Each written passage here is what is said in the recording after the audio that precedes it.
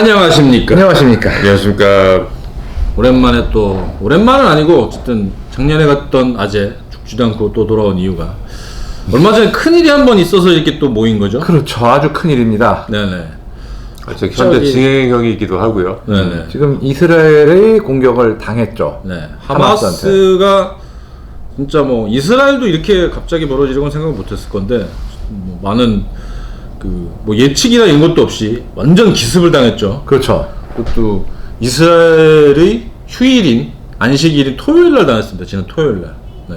지금 뭐 이스라엘 측 사망자만 벌써 700명 이렇게 육박하고, 근데 지금 그 보복으로 이스라엘도 공습이다 뭐다 뭐 그렇죠. 공격을 해서 뭐 팔레스타인 쪽도 이제 슬슬 1000단위 사망자 나오는 거 같은 상황이라 좀 심각합니다, 사태가 지금. 네네.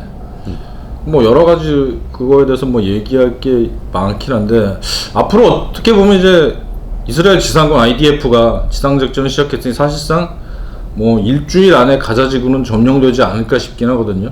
그거 관련해서 좀 얘기를 좀 나눠보시죠. 예. 일단 이게 어떻게 이렇게 속수무책으로 뚫렸냐, 네네. 거기에 대해서 논란이 많은데, 사실 조금 정리해 보니까 어떻게 보면은 이스라엘 쪽이 나쁘게 얘기하면 자업자득, 뭐 좋게 얘기해도 결국은 어떤 방심의 결과라고 볼 수 있는 부분이 많아요. 일단 이 가자 지구를 경계하는 병력 중 상당 부분이 최근에 이 웨스트뱅크 서안 쪽으로 많이 이동을 했습니다. 왜냐면 요단강 서안 그쪽으로 그 다음에 플러스 그 레바논 북부 국경 쪽, 그러니까 그쪽이 더 위험하다고 본 거죠. 근데 막상 이쪽에서 큰 일이 벌어지는 건 눈치를 못 챈 거고, 이게 물론 그만큼 뭐 무인 경계 시스템이니 뭐 아이언 월이라고 그러죠. 그렇죠. 뭐 무인 총탑이니 이런 뭐 첨단 시스템으로 방어했다고 생각했지만 드론의 속수무책으로 뚫렸습니다. 드론 플러스 단기간에 대규모 로켓 공격. 그러니까 로켓 공격 자체를 어떤 타격 수단으로 쓴 것보다 그걸로 시선을 또 성동격설을 한 거예요. 성동격설한 거죠. 하고서 뭐 동력 글라이더 같은 걸 타고 막 기습을 한다든가. 그렇죠. 나름 준비는 꽤 열심히 하고 허를 잘 찌른 것 같아요. 저희 플래툰 웹 기사 홈페이지에도 웬만큼 간단한 얘기가 실려 있으니까 그걸 참조하시면 될 것 같습니다. 그리고 사실 이스라엘이 IDF가 요새 항상 내세운 게 뭐 이스라엘 방산업체도 그렇고 엄청 내세운 게 저거 아닙니까? 그 드론 및 무인 감시 체계. 그렇죠. 거기다 또 뭐 아이언 돔 같은 거 네. 뭐 굉장히 자랑을 하고 수출을 하고 뭐 홍보를 하고 했는데 그런 게 어떻게 보면 이번에 제대로 작용을 못한 게 있어요.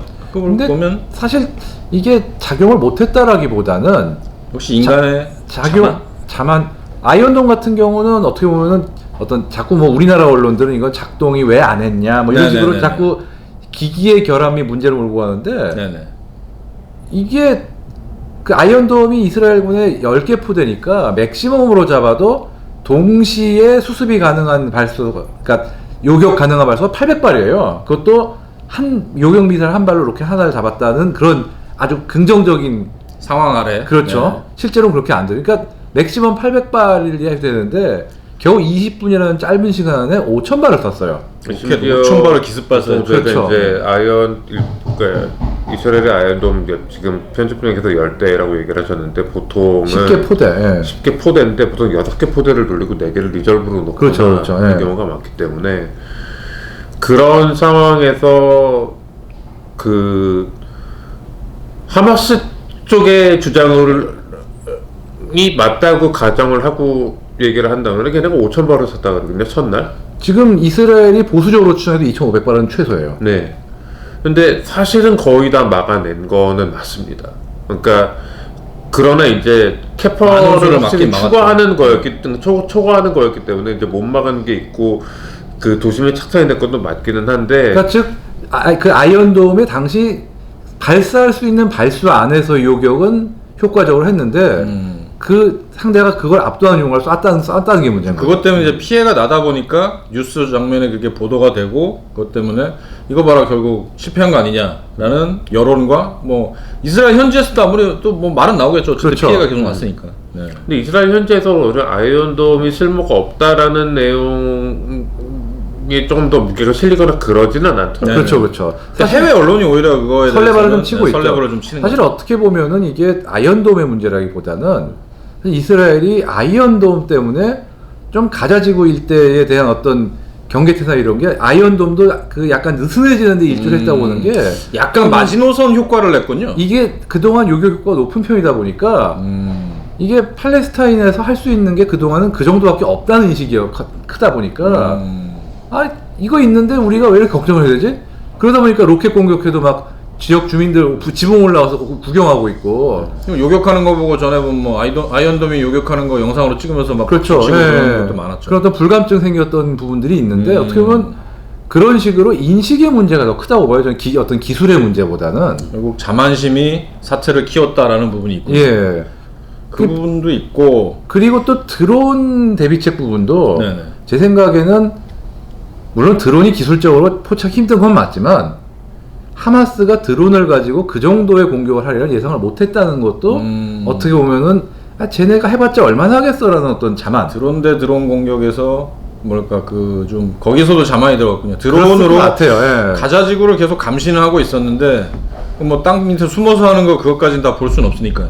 여러 가지 이유가 있겠죠. 하기보다는 저는 그 최근에 한 10년 정도에 하마스랑 이스라엘군의 어떤 그런 그 전적을 이렇게 좀 놓고 보면 결과적으로는 이스라엘이 항상 이겼지만 사실은 시가전이나 이런 부분에 있어서는 오히려 이스라엘군이 뭐 특수부대까지는 아니더라도 일반 병력들 같은 거는 하마스한테 항상 밀리는 양상이 사실 되게 많았어요. 그러니까 이런 부분을 그러니까 교전을 하면은 10중 8구 아주 좀 복잡한 지형에서 근접전 상황에서는 항상 하마스가 유리했고 그래서 하마스한테 뭐 포로로 잡히는 이스라엘 군도 상당히 많고 그렇죠. 이거를 이스라엘 언론이 제대로 어떻게 좀 현실을 좀 보여주지 못했던 부분이나 그 은폐를 했거나 혹은 이제 서방 언론들 그러니까 저희 같은 어떤 이런 밀리터리 전문지들조차도 뭔가 이스라엘의 우수성을 보여주는 데만 너무 좀 부각을 그런 건 있죠. 했던 예. 부분이 있다라고 생각을 해요. 그래서 그렇기 때문에 오히려 조금 더 충격적으로 다가온다로 보이겠지만은 반대로 중동을 좀 많이 아시는 특히 이스라엘 하마스 문제를 많이 다루시는 분들은 어느 정도 예견된 수순이었다라고 말씀하시는 분들도 꽤 많더라고요. 사실 하마스가 이 들고 온 개인화기들이 왜 AR 계통들이 이렇게 많냐? 이란이 뭐 이란제 카피를 준 거야, 북한제 카피한 거 이런 식으로 얘기를 하시는데 실은 대부분 이스라엘군에서 노획한 겁니다. 그동안. 그렇죠. 네. 그 지난 10여 년 동안 상당수가 노획돼서 적어도 수백 명, 최소한 수백 명이 그걸 들고 무장할 정도가 된 되었다. 거죠. 예. 그리고 또 하나는 이번에 로켓을 많이 못 막은 또 이유 중에 하나는 뭐냐면 우리가 보통 그 하마스가 미사일 그러니까 로켓을 날 때 보면 가스함 로켓이라고 되게 급조한 로켓이 그렇죠. 있거든요. 그거를 많이 쓴다라고 알려져 있는데 그것도 사실은 개량의 개량을 거듭해서 사거리도 엄청 늘어났고요. 예를 뭐 테라비브까지 한 것도 있는 모양이더라고요. 그러니까 거기서 꽤 거리가 되는데. 가자에서 테라비브까지 쏘면은 그래도 서울 대전은 훌쩍 넘어가는 거리인데 그거를 충분히 날라오니까요. 그렇죠. 그리고 그런 로켓에 아이언돔을 쓰게 만들었으니 어떻게 보면 가성비 승리인 점도 있는 거죠. 그게. 네. 그렇죠. 그리고 일단 이런 것도 있습니다. 하마스가 전체 병력이 다 합쳐서 10만이 넘어요. 근데 하긴. 결코 작은 뭐 한 5,000명에서 10,000명 정도 되는 테러 집단이 아닙니다. 얘들이 가자를 완벽하게 장악을 하고 있고 일부는 웨스트뱅크 서원지대도 어느 정도 장악을 하고 있는 세력이기 때문에 하마스가 테러 그룹인 건 맞지만은 동시에 팔레스타인 자치구의 여당이 집권 여당이기도 합니다 현재. 그래서 그 상당히 무시 못할 만큼의 어떤 군사적인 조직이라든가 조직력을 되게 갖추고 있는 거다. 그래서 뭐 제가 생각하기에는 뭐 앞으로 뭐 3일 뭐 일주일이면은 이스라엘군이 다 썰어버리겠지라고 하는 거는 쉽게 우리가 체감 못할 것 너무 좀 무시하고 있는 게 아닌가. 조금 더 지금 제 생각에는 이 정도 사건을 벌여놨으면은 네네. 애당초 지금 하마스는 국제 여론이나 이런 거 눈치 안 보고 그냥 우리 죽어도 최대한 많이 지옥에 데리고 가겠다 그런 생각 아닐까 라는 생각도 있고 차라리 그냥 순교자가 되어서 이런 뭐 대이스라엘 항전 전설로 남겠다라고 본 것 같고요. 아니요, 근데 그런- 거기서 반대로 지금 생각해야 될 것도 사실 이스라엘도 이제 국제 여론 고려하지 않거든요. 그래서 전차로 그냥 민간인이 이끌고 미군 작전하고는 다른 게 갈 거예요. 그래서 깔아 뭉갤 거라 그냥 가자지구 다 깔아뭉개고 일주일 안에 진짜 일주일에서 한 달 안에 다 그냥 평평하게 만들어버리고 점령하고 끝날 가능성도 높습니다. 근데 그 과정이 쉽지는 않을 것 같은 게 아마 상당한 저항이 탄약, 무기 탄약 같은 보급 물자를 아마 지난 몇 달 동안에 대량으로 비축하지 않았을까 제 생각에는 최대한 그들이 가능한 범위 안에서 안 그러면은 이 정도로 사고를 치고 어떡하지 이러고 있을 것 같지는 않아요. 나름 스탈린그라드식의 공방전을 생각을 하겠죠. 예. 그러면은 이스라엘은 뭐 국방상 말로 얘기했듯이 그냥 초토화 작전을 할 거고. 아니 그리고 또 이스라엘도 어느 정도 제약은 있는 게 어쨌든 지금 사우디아라비아 같은 다른 나라 아랍 국가들과도 정상화를 논하고 있던 그런 상황인데 가자 지구를 정말 지도에서 지워버리는 순간 뭐 진짜 아주 골치 아마 아무리 이스라엘이라도 그것까지 못하지 않을까 분석도 있긴 있어요. 근데 또 모르죠. 근데 이스라엘 국내 여론이라든가 국민 여론 생각하면 또 그렇지도 않을 수도 있고. 그거를 그냥 그렇게 만만하게 했다가 말 그대로 정권이 날아가고 그런 상황이라 네타냐후 성격을 봐가지고 그냥 말 그대로 초토화 작전으로 갈 거라고 또 보입니다. 두고 봐야겠지만 어쨌든 아주 어느 쪽으로 가도 지금 굉장히 안 좋은 결과가 네, 기다리고 안 좋은 있습니다. 결과가 기다리고 있죠. 상당히 안 좋습니다 지금.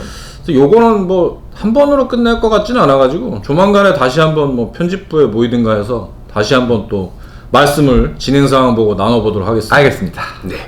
감사합니다. 감사합니다.